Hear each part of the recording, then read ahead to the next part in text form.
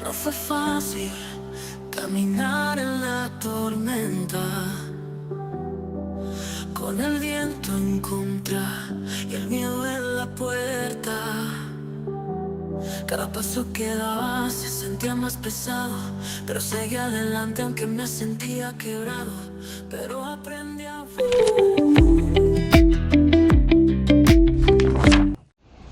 Pour cette nouvelle journée à Kyoto, nous décidons de faire un petit peu de shopping.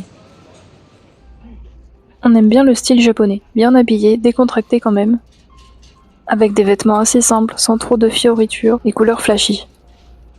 Au final, on trouvera une tenue parfaite pour Alexandre. Lorsque vous effectuez des achats au Japon, vous êtes automatiquement détaxé à la caisse si vous êtes étranger. Vous pouvez trouver ce genre de magasin, la détaxe est déjà appliquée. Et ensuite, on va faire quelques courses. On a arrêté d'aller dans les petites supérettes type Lawson, 7-Eleven, etc.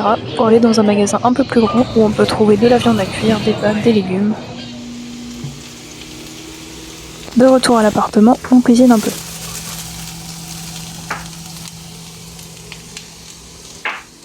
Rien de compliqué, une petite poêlée de pommes de terre, oignons et petits poivrons.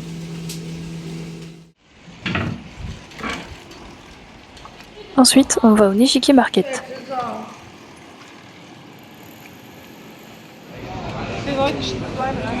On y trouve plein de choses, beaucoup frits, mais aussi du poisson cru et du bœuf de Kobe.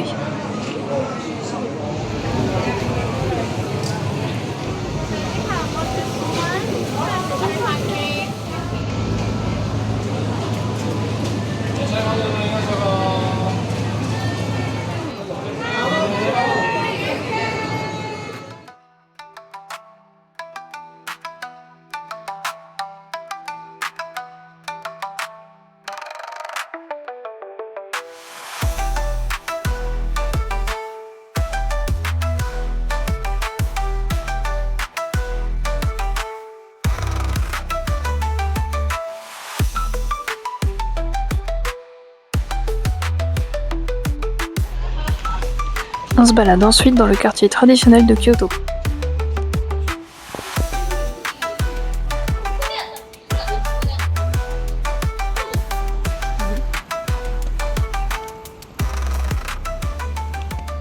Le lendemain, on a été voir la forêt de bambou.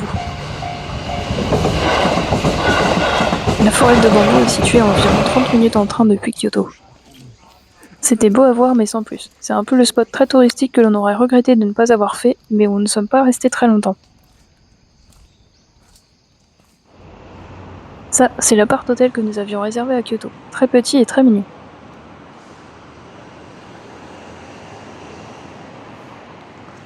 Ensuite, on a été racheter du pain de mie dans cette petite boulangerie pas très loin de l'appartement. Les propriétaires étaient super gentils, on a un petit peu discuté avec eux étant donné qu'on est venu tous les 2 jours récupérer du pain de mie frais.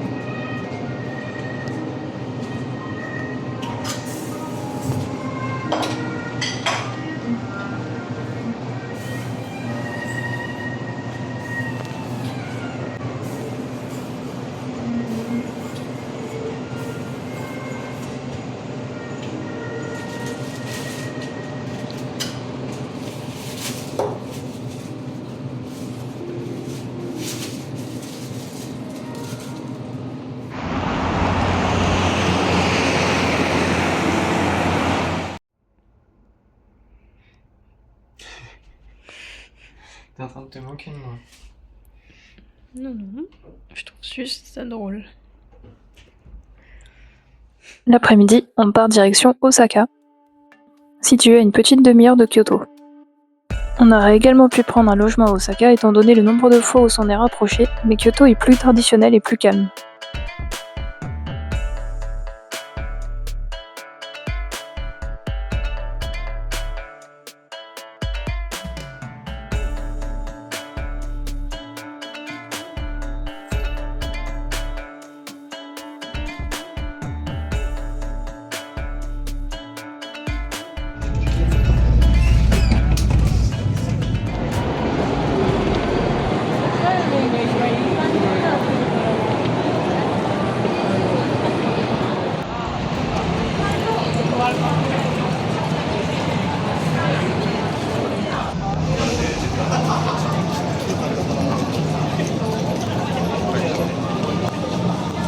La gare d'Osaka est bondée en arrivant, c'est assez impressionnant.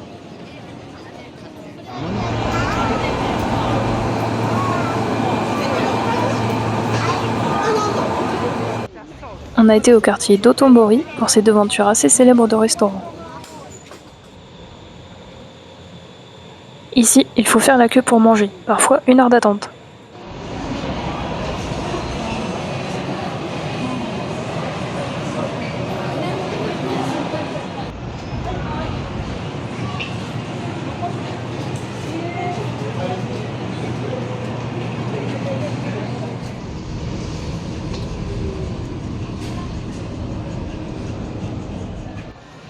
Un truc très connu que nous avons vu au Japon, ce sont les salles d'arcade.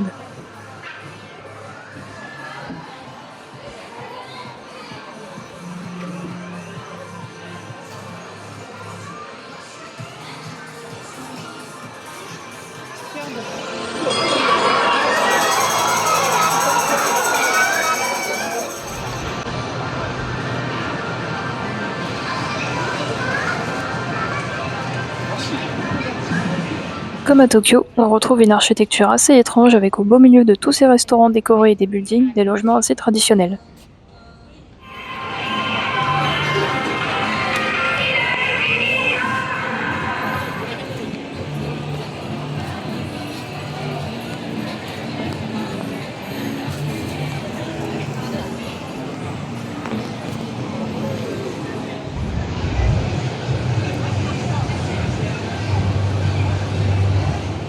On a été faire un atelier pour apprendre à faire des mochis.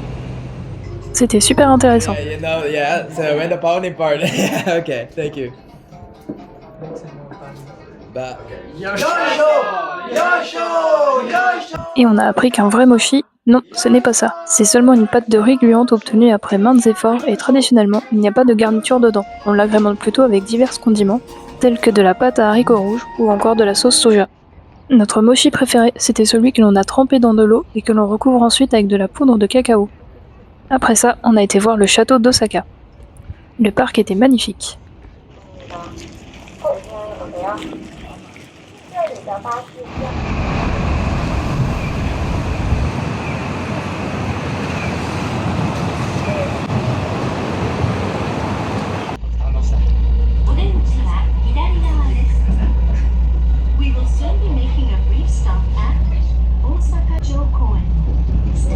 Le lendemain, on a été à Hirakata pour participer à une course de 10 km. Pour l'instant, La course dans à peu près 2 heures. on est équipé le plus léger possible.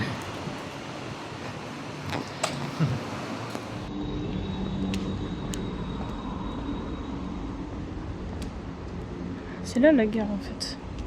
Sûrement. Faut juste trouver la bonne entrée.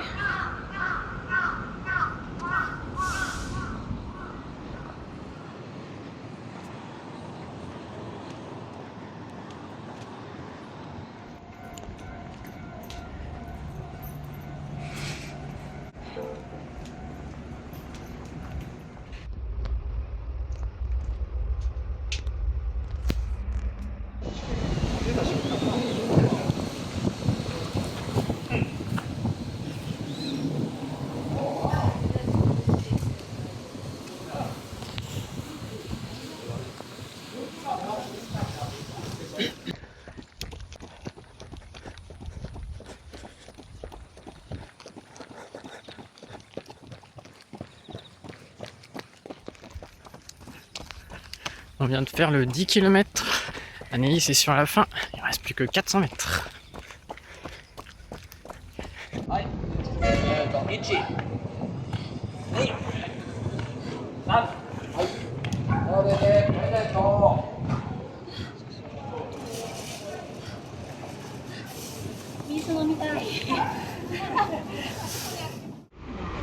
Le lendemain, on a été à Nara.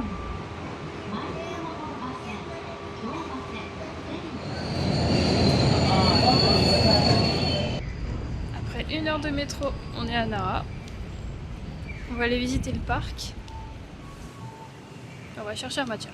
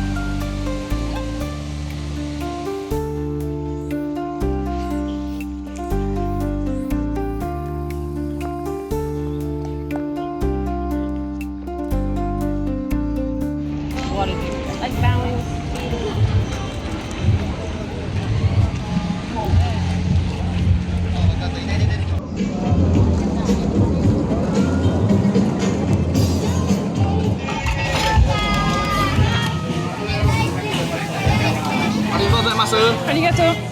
C'est bon, c'est bon.